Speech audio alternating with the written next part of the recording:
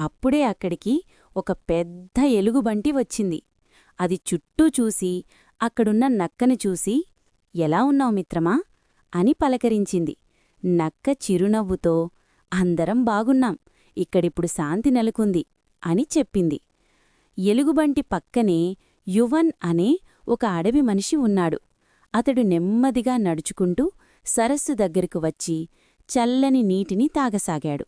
అప్పుడే వెనకనించి రామచిలుక ఎగిరివచ్చి, జాగ్రత్త మిత్రమా యువన్, ఈ అడవిలో అడుగడుగునా ప్రమాదం ఉంటుంది అని హెచ్చరించి మళ్లీ ఎగిరిపోయింది.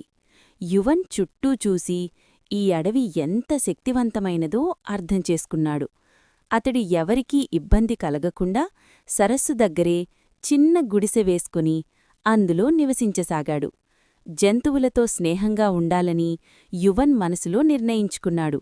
అడవి మళ్లీ నిశ్శబ్దంగా రోజులు గడిచాయి. యువన్ సరస్సు దగ్గర గుడిసెలో నిశ్శబ్దంగా జీవిస్తూ అడవిని గమనించసాగాడు. ఒకరోజు ఉదయం అడవిలో ఏదో అసహజమైన శబ్దం. చెట్ల మధ్యనుంచి మనుషుల గొంతు స్వరాలు వినిపించాయి. యువన్ అప్రమత్తమయ్యాడు.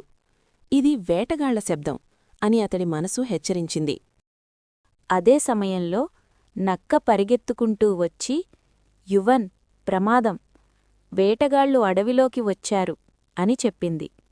యువన్ కళ్లలో కరుణ మెరిసింది.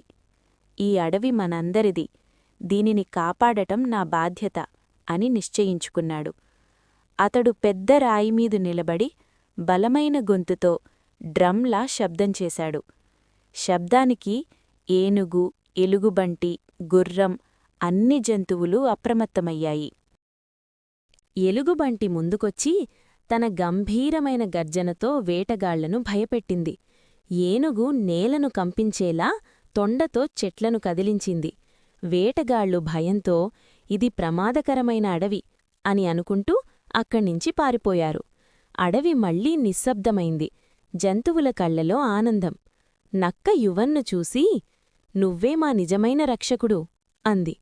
యువన్ చిరునవ్వుతో, నేను రక్షకుణ్ణి కాదు, ఈ అడవి నన్ను బ్రతికిస్తోంది అన్నాడు. ఆ రోజునుంచి యువన్ను అడవిమిత్రుడు అని అన్ని జంతువులు పిలవసాగాయి.